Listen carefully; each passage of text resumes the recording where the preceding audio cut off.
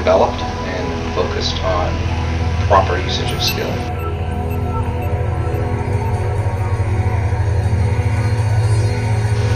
They're intense and fight with the warrior's passion.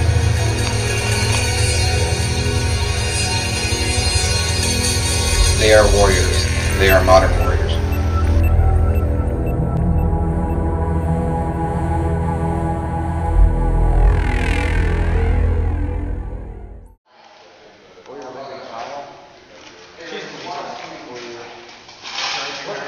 Yes, you got it. Clapping for me. You can do it.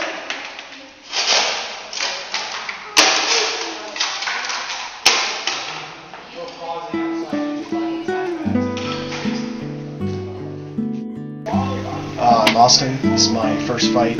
Started training here about 6 months ago. Don't really have much experience wrestling or anything before this, so that's about the sum of my fighting experience. But in the beginning I was a little nervous about getting ready for a fight so soon, but Dwan and Jason have been so helpful, and I feel like these fight training Sundays especially have given me a lot of growth.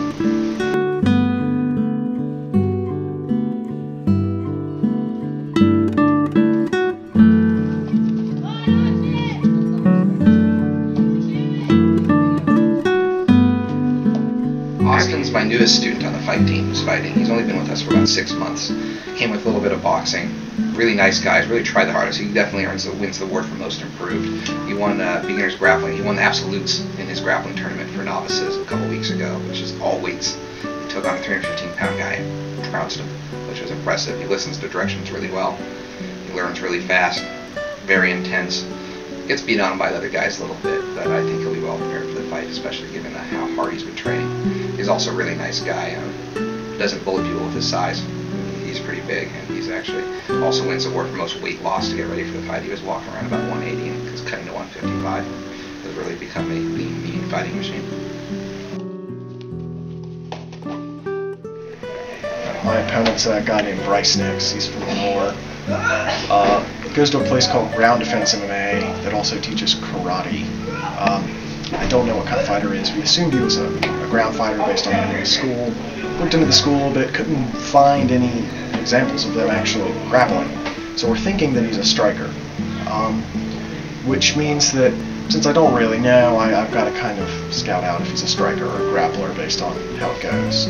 Which means that I'd start out with striking, and if he's going to beat me at that, I'll try to take him down and maintain top control. I feel pretty comfortable there, and hopefully it'll end there.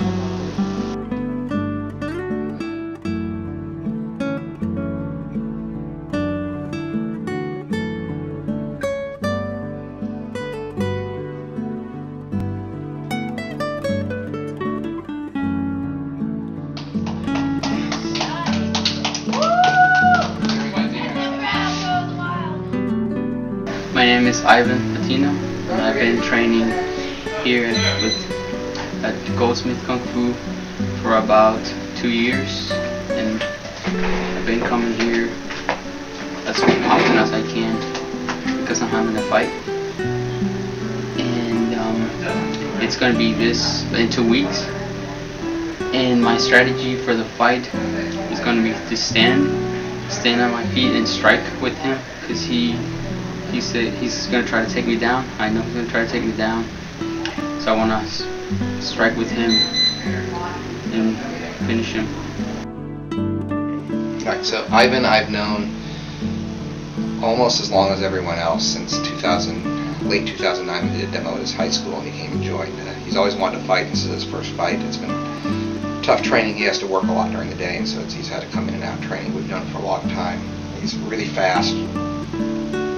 Pretty good grappling, really squirrely, and he's never gotten to fight someone his size. We're all excited for him to see someone his size. He fights at 125, he's pretty small, and he always has to fight against his bigger guys, so we're all looking forward to seeing him just trounce someone, since he actually gets to fight someone that doesn't have like 6 inches of reach and 50 pounds on him.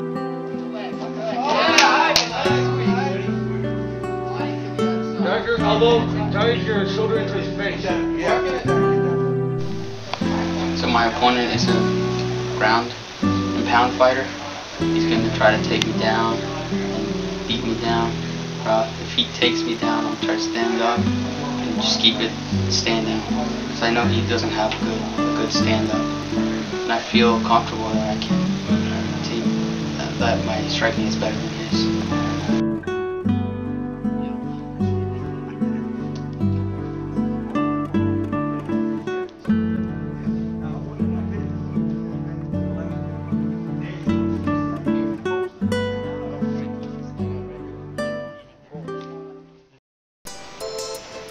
How you doing?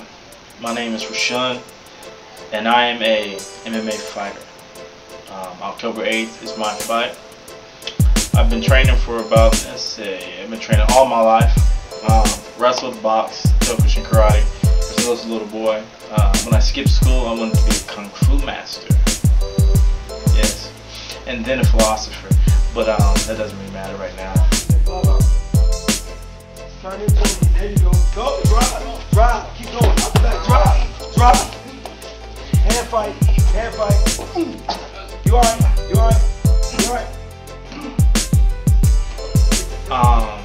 October 8th. The game plan for us with my opponent, to be really honest with you, I'm a person who likes to sit, stalk my prey down. I am the alligator. I am the king cobra inside the cage. And the guy I'm going against, I have to say it, but true enough, he is the mouse. He's in my way and I gotta eat him. Alright, so Rahshun, I've known him since 2009 when we were at our location, when he came to the Taekwondo school that we were a part of back then and wanted to learn how to fight. And since then he's been on and off training with me. I taught him his first bit of grappling way back in the day, jiu-jitsu. He's a state champion high school wrestler, so I didn't have to teach him any of that. And then we kind of lost touch for a little bit, and then we got back in touch. And for the last 2 years he's been training on and off in the camp. More recently, full-time now, he's full-time part of our group. And he's absolutely fabulous. He's, you know, one of the best fighters at his weight class I've ever seen, especially an amateur. Intense, strong, powerful, but also a real kind of a philosopher warrior type. Likes to think and philosophize about what he does as well. It's just a pleasure to teach. It's rare that you get students like that who buy into everything and really want to learn all aspects of art, especially if they're fighters, and he really does. And it's fun to teach him, which is why it's a joy to have him in the class. He also pushes the rest of the fighters to be better because he's so good, and he drags them all by their teeth. There you go. That's good. Great. So my name's Neal Ritchie, and I've been training in at least some kind of martial arts for at least 5 years. A few different styles. At this point I train here in a Kaji Kembo school, so we do a bunch of different styles. I had my first MMA fight in January of this year, so I've been doing that for a little under a year, but I've been training most of those styles for a good long time.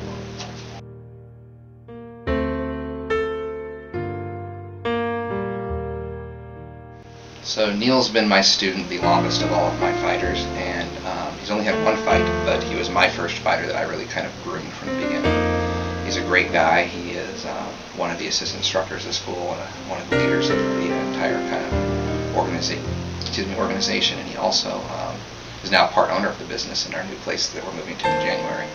So he's been a pride and joy to teach. He's intense. He has fabulous kicks. He can kick you in the head, which is a shame since it's illegal in North Carolina amateur. So we're going to send him up to Virginia or down to South Carolina for his next fight after this one. He has fabulous striking. He put on a Kung Fu clinic in his last fight. We think he's going to do it again this time. He's also a pretty good grappler. He's also a lot of fun because he's really just nice to hang out with. He's an interesting guy. He is in a band. It's one of his main other jobs, and is actually a fairly well-traveled musician. That's kind of what else he does. So he's always fun to work with. So I'm going to be fighting, it sounds like from what we know, I'm going to be fighting a striker who's he's a good bit shorter than I am, less reach probably. Apparently has really good Muay Thai, has done kickboxing, but hasn't trained ground game stuff quite as long, probably has a little bit less jiu-jitsu, we're hoping. And so my strategy right now is to keep it standing because I'm also mainly a striker, and just use my reach, use the jab, use some side kicks, keep him at distance. As much as I can. Make sure to be careful with the clinch because he's probably got really good clinch work. All the Muay Thai, and if I'm uncomfortable with the striking game, or if he's just got really fast hands, I'll try and take it to the ground, where I've got a little bit more familiarity and where I did pretty well in my first fight. So that's pretty much the strategy as of right now. Of course, we don't really know much about the guy, so you're always sort of trying to just prepare for everything. So we're moving to a new facility in January right across the street. The Taekwondo school owner here bought the Arnold Hoffer building, which is right next to the food line in Bailey's, and we're all moving there.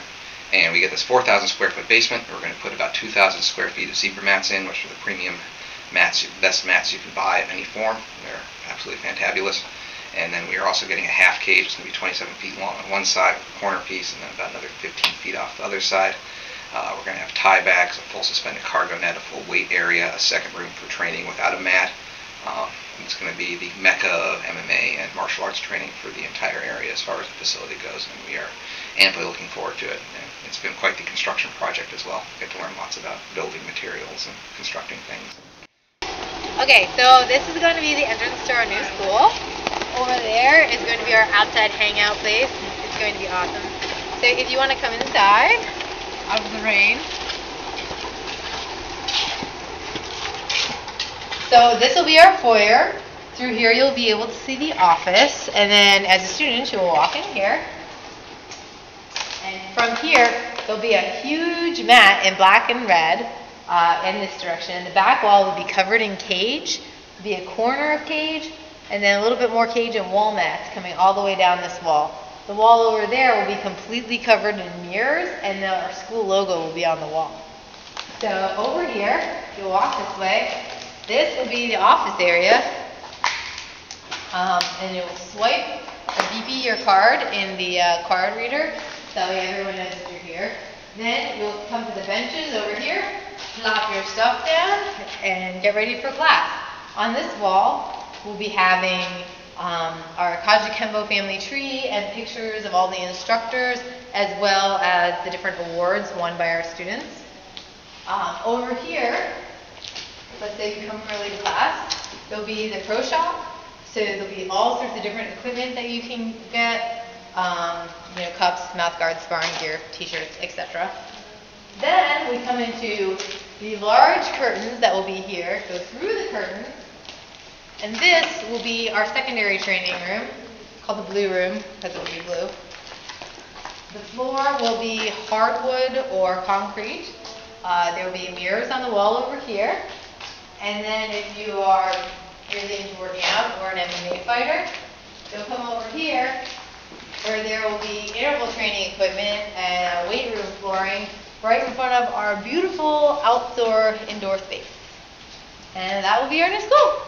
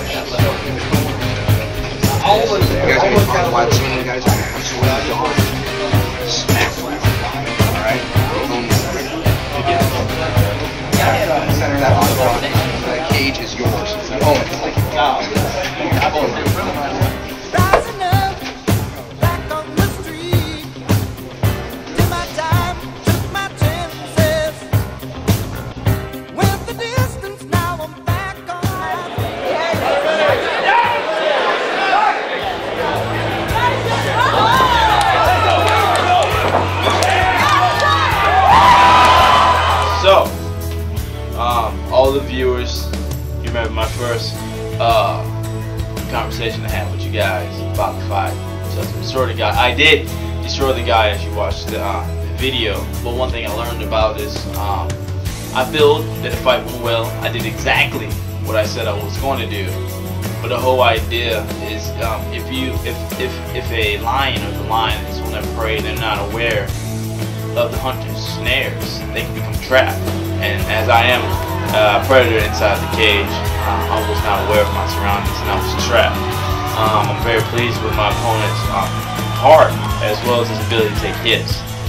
And I'm very pleased with my own performance, my coaching, my teammates, myself, and number one, my God, who gave me the power to do it and to prevail. I learned this experience was not a bad experience. My loss was not a loss, which discouraged me. It actually encourages my spirit because I know that I am the champion. You know, learn from your mistakes, move on. Another day of training, baby. Okay, so just want to talk about my fight that happened yesterday, and this guy was really strong and he wanted to hurt me, not me. So my plan was first to strike with him, but since he was coming like with really strong hooks and everything, so I just felt comfortable blocking and then decided to take him down. So I took his back and choked him out. It was a really good fight. He was a tough opponent.